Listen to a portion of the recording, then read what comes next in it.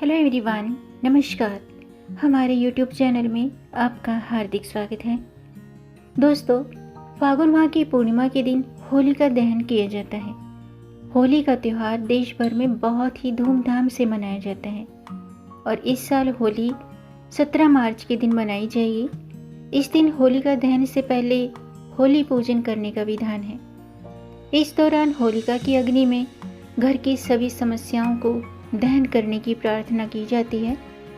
होलिका पूजन में रोली, धूप, फूल, गुड़, हल्दी, बताशे, गुलाल, नारियल जैसी चीज़ें अर्पित की जाती हैं। ऐसा माना जाता है कि इस दिन होलिका दहन की पौराणिक कथा का पाठ करने से घर में सुख समृद्धि आती है और भक्तों की सभी मनोकामनाएं पूर्ण होती हैं।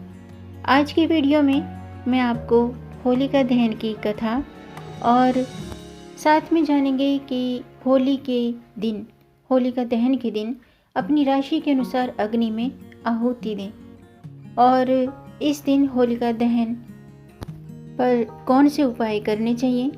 साथ में जानेंगे कि होलिका की जलती हुई अग्नि को किन्हें नहीं देखनी चाहिए। तो वीडियो शुरू करने से पहले दोस्तों, आपसे एक खास बात, अगर आप इस चैनल पर नए आए हैं और पहली बार आए हैं तो इस चैनल को सब्सक्राइब कर दीजिए और बेल आइकन बटन प्रेस कर दीजिए ताकि आने वाली वीडियो देख सकेंगे आप सबसे पहले। और जिन्होंने ये चैनल सब्सक्राइब कर दिया है उनका दिल से आभार, बहुत बहुत धन्यवाद। दोस्तों, इसी तरह इस चैनल के साथ जुड़े रहिएगा और अपना प्यार हमें देते रहिएगा और वीडियो को अंत तक जरूर देखिएगा ताकि कोई भी जानकारी छूट न जाए, क्योंकि दोस्तों आधी अधूरी जानकारी से पूरा लाभ नहीं मिलता है, इसलिए हमारे साथ अंत तक बने रहिएगा। तो आइए शुरू करते हैं। दोस्तों, होली का हिंदू धर्म में विशेष महत्व है और होली पर मैंने बहुत सी वीडियो अपलोड की हैं। आप प्लीज़ मेरे चैनल पर विजिट कीजिए और इन वीडियोस को देखिए और लाइक और शेयर भी कीजिए। दोस्तों, होली से ठीक एक दिन पहले होलिका दहन होता है, जिसे छोटी होली कहा जाता है। बुराई पर अच्छाई की जीत का पर्व है होली, जिसका हिंदू धर्म में विशेष महत्व है। और इस साल 2022 में आने वाली होली के त्यौहार के चंद दिन, मतलब चंद पल बाकी रह गए हैं। कल होलिका दहन किया जाएगा और परसों रंग वाली खेलने वाली होली होगी। होली से ठीक एक दिन पहले होलिका दहन होता है, जिसे छोटी होली कहा जाता है। फागुन मास की पूर्णिमा तिथि को होलिका दहन का पर्व मनाया जाता है।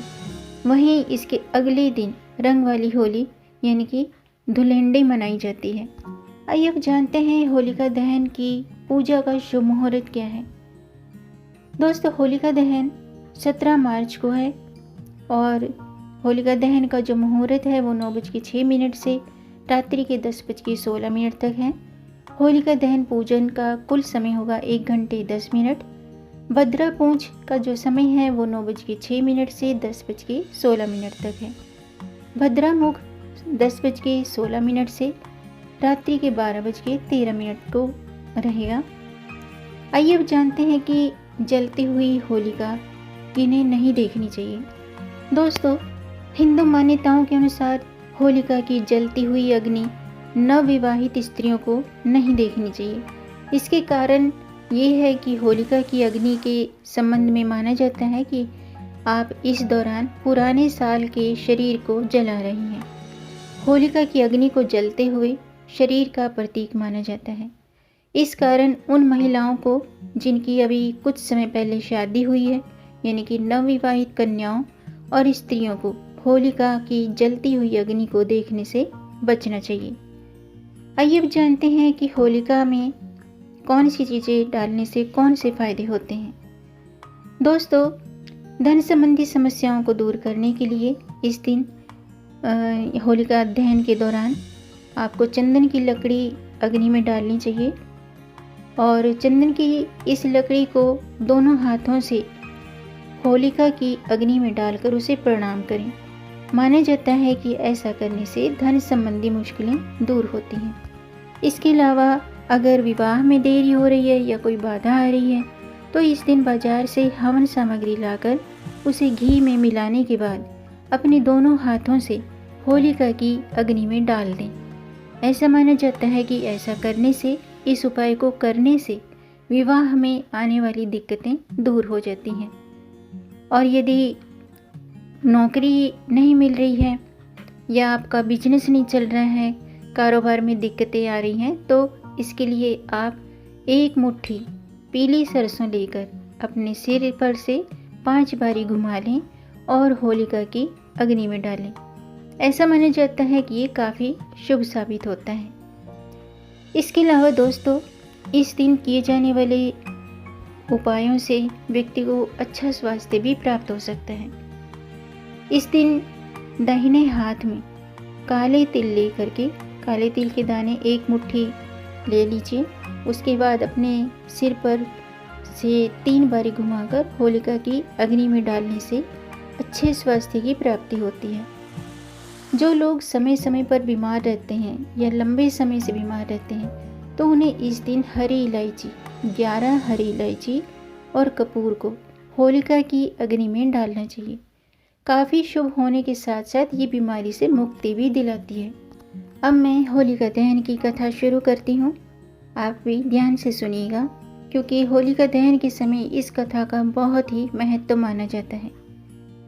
दोस्तों, पौराणिक कथा के अनुसार होलिका दहन की कथा मुख्य रूप से भगवान विष्णु के नरसिंह अवतार और भगत प्रहलाद से जुड़ी हुई है। कथा के अनुसार भगवान विष्णु के एक भक्त प्रहलाद का जन्म असुर परिवार में हुआ। हिरण्यकश्यप को भगवान के प्रति प्रहलाद की भक्ति बिल्कुल पसंद नहीं थी, क्योंकि जो हिरण्यकश्यप था उसके बेटे का नाम प्रहलाद था और वो विष्णु भगवान का भक्त था। और हिरण्यकश्यप को भगवान विष्णु की भक्ति बिल्कुल पसंद नहीं थी। वहीं प्रहलाद किसी दूसरी चीज़ की चिंता किए बिना भक्ति में लीन रहता था। प्रहलाद का ये स्वभाव हिरण्यकश्यप पसंद न होने के कारण उसे प्रहलाद को कई यातनाएं दी। कई बार प्रहलाद को मारने की कोशिश भी की, परंतु भगवान विष्णु के प्रभाव के कारण वो हमेशा असफलता का ये सामना करना पड़ा। फिर हिरण्यकश्यप ने प्रहलाद को मारने की बात अपनी बहन होलिका से कही, क्योंकि होलिका को वरदान मिला हुआ था कि वह आग में नहीं जलेगी। इसलिए हिरण्यकश्यप ने प्रहलाद को होलिका की गोद में बिठाकर अग्नि में बिठा दिया, लेकिन उस अग्नि में प्रहलाद बच गया और होलिका जलकर राख हो गई। तभी से होलिका दहन की प्रथा शुरू हुई और इसी खुशी में अगले दिन रंग खेला जाता है। होलिका पूजन के दौरान इस कथा को पढ़ने का विधान है। ऐसा माना जाता है कि अगर ये कथा पूरी श्रद्धा विश्वास के साथ पढ़ी जाए या सुनी जाए तो भगवान विष्णु की कृपा प्राप्त होती है और सभी मनोकामनाएं पूरी होती हैं। दोस्तों, होलिका दहन के समय ये कथा जरूर सुननी चाहिए और पढ़नी चाहिए। और होलिका दहन के बाद उसकी परिक्रमा करने से व्यक्ति के दुखों का अंत होता है, व्यक्ति के जीवन से दुख दूर होते हैं। और होलिका दहन के समय राशि के अनुसार आहुति देने से आप अपनी परेशानियों से बचाव करते हैं और श्री हरि की कृपा प्राप्त होती है। जो भी हमारी मनोकामना होती है वो शीघ्र ही पूरी हो जाती है और जो भी परेशानियां होती हैं वो अपनी राशि के अनुसार अगर हम उसमें होलिका में आहुति देते हैं तो वो परेशानी उसके होलिका के साथ होलिका दहन में भस्म हो जाती हैं। तो बात करते हैं कि राशि के अनुसार आहुति और परिक्रमा विधि कैसे करनी है।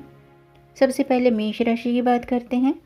अगर आपकी राशि मेष है तो मेष राशि के जातक होलिका की अग्नि में गुड़ की आहुति दें। इसके साथ ही होलिका दहन की अग्नि की 9 बार परिक्रमा करें। वृषभ राशि के अनुसार होलिका दहन की आग में मिश्री की आहुति दें और 11 परिक्रमा करें। मिथुन राशि के जातक होलिका की अग्नि में कच्चे गेहूं की जो बाली होती है उसकी आहुति दें और 7 परिक्रमा करें। कर्क राशि वाले अग्नि में सफ़ेद तिल और चावल की आहुति दें। साथ ही होलिका की 28 बार परिक्रमा करें। सिंह राशि के जातक लोबान या होलबान की आहुति दें और फिर 29 बार होलिका की परिक्रमा करें। कन्या राशि के जातक होलिका दहन के समय अग्नि में पान और हरी इलायची की आहुति दें। साथ ही 7 बार होलिका की परिक्रमा करें। तुला राशि के लोग अग्नि में कपूर की आहुति दें और फिर 21 बार होलिका की परिक्रमा करें। वृश्चिक राशि के लोग होलिका दहन के समय अग्नि में गुड़ की आहुति दीजिए। इसके बाद आप 28 बार होलिका की परिक्रमा जरूर करें। धनु राशि के लोग होलिका की अग्नि में चने की दाल की आहुति प्रदान करें और अग्नि में आहुति देने के बाद 23 बार परिक्रमा करें। मकर राशि के जातक अग्नि में काले तिल की आहुति दें और फिर 15 बार परिक्रमा करें। कुंभ राशि के जातक काली सरसों की आहुति दें और 25 बार अग्नि की परिक्रमा करें। मीन राशि के जातक होलिका दहन की अग्नि में पीली सरसों की आहुति दें और इसके बाद होलिका की 9 बार परिक्रमा करें। ये तो था कि अपनी राशि के अनुसार आप आहुति दें और परिक्रमा करें। और अगर किसी को अपनी राशि का नहीं पता है तो आप ये उपाय कर सकते हैं। आर्थिक संपन्नता के लिए आपने क्या करना है? आर्थिक संपन्नता के लिए होलिका दहन की भस्म को 7 चुटकी लेकर एक लाल रंग के कपड़े में बांध लें और इसे तिजोरी में रख दें, लॉकर में रख दें। ऐसा करने से माँ लक्ष्मी की कृपा हम पर हमेशा बनी रहेगी।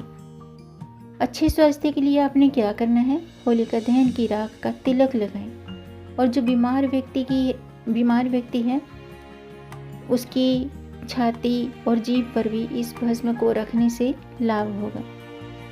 और बेरोजगार जो हैं, नौकरी या बिजनेस के लिए जो ट्राई कर रहे हैं, तो होलिका दहन की अग्नि में 5 दाने उड़द की दाल के डालें और छाता और जूते चप्पल दान करें। ऐसा करने से जल्द ही कोई ना कोई जॉब मिल सकती है। डिप्रेशन से बचने के लिए आपने क्या करना है?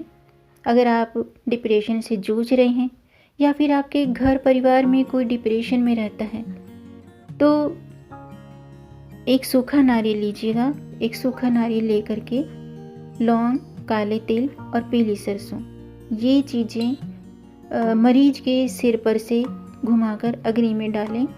जल्दी ही असर दिखेगा। घर में खुशहाली के लिए आपने क्या करना है? घर में खुशहाली बनाए रखने के लिए होलिका दहन की रात परिवार के सभी सदस्य मस्तक पर हल्दी या चंदन का तिलक लगाएं और सभी मिलकर अग्नि की 7 बार परिक्रमा करें। बड़े बुजुर्गों का आशीर्वाद लें। ऐसा करने से घर में खुशहाली आती है। नवग्रह पीड़ा दूर करने के लिए दोस्तों होलिका दहन की राख शिवलिंग पर चढ़ाएं और फिर नहाने के पानी में मिलाकर स्नान कर लें।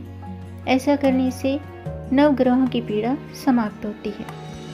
और अगर आपके विवाह में दिक्कतें आ रही हैं, विवाह में देरी हो रही है, तो होलिका दहन में काले तिल, उड़द की दाल, सूखा नारियल, सुपारी, ये चीज़ें लेकर 7 बार लड़के या लड़की के सिर के ऊपर से घुमाकर होलिका दहन में डाल दें। ऐसा करने से शीघ्र ही विवाह के योग बनते हैं। तो आज के लिए बस इतना ही। उम्मीद है दोस्तों आपको ये जानकारी पसंद आई होगी। वीडियो थोड़ा लंबा हो गया है, इसके लिए मैं माफ़ी चाहूँगी। लेकिन दोस्तों ये जानकारी बहुत ही यूज़फुल है और होली से पहले, होली पूजन से पहले आप इस वीडियो को ज़रूर देखें, ज़्यादा से ज़्यादा शेयर करें ताकि औरों को भी इससे लाभ प्राप्त हो, औरों के भी काम बनेंगे तो ईश्वर की कृपा हम पर ज़्यादा बनी रहेगी। और क्योंकि दूसरों का भला करने से हमारा भला होता है, इसलिए दोस्तों वीडियो पसंद आने पर वीडियो को लाइक भी कर दीजिए और इस जानकारी को आगे बढ़ाकर अपनी फैमिली में, अपने फ्रेंड्स में ज़्यादा से ज़्यादा शेयर कर दीजिए ताकि इस जानकारी से औरों को भी लाभ प्राप्त हो। और अगर आपका कोई प्रश्न है या कोई सुझाव है तो कमेंट बॉक्स में ज़रूर लिखिएगा, मेरे चैनल को सब्सक्राइब जरूर कीजिएगा ताकि आने वाली वीडियो देख सकेंगे आप सबसे पहले। वीडियो को अंत तक देखने के लिए आपका बहुत बहुत धन्यवाद। मिलेंगे नई जानकारी के साथ, तब तक आप खुश रहें, स्वस्थ रहें, अपना ख्याल रखें और अपनों का भी ख्याल रखिएगा। जय श्री हरि, हर हर महादेव।